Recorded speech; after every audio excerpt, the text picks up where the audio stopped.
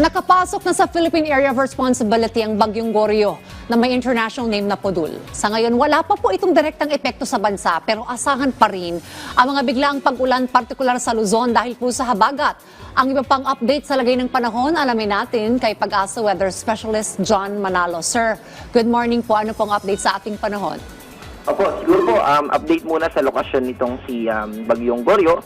Sa kasalukuyan ay nasa 1,325 kilometers ito east ng extreme northern Luzon. Ito ay gumagalaw pakanluran o westward and eventually magmumove pa northwestward papalapit sa Taiwan.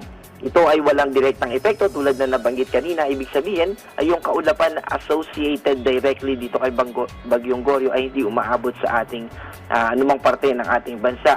At yung enhancement na posibleng gawin nito sa habagat o papalakasin ba nito yung habagat o hindi ay nananatiling maliit lang yung tsansa. Ibig sabihin ay hindi ito makakapag-enhance at magdadala ng mga pag-ulan lalo na sa western part ng ating bansa. And yes po, no, ay mahina yung ating habagat. Kaya kahit naapektuhan yung northern part ng ating bansa, particular na yung extreme northern Luzon, Batanes, Bubuyan Islands, kasama dito yung Metro Manila, Ilocos Region, Zambales, Bataan, Cavite, Batangas, Occidental, Mindoro at Palawan.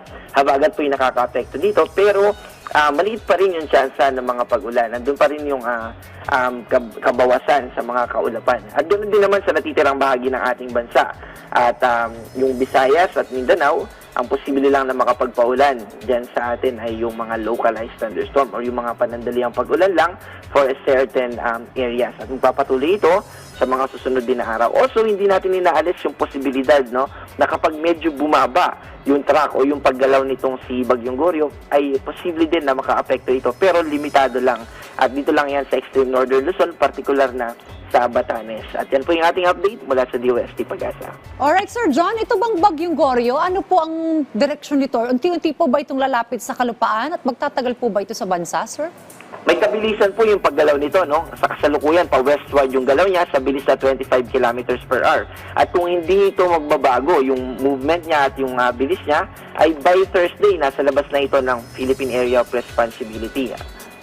Yan po. Alright, well on that note, maraming salamat po sa update. Pag-asa Weather Specialist Mr. John Manalo.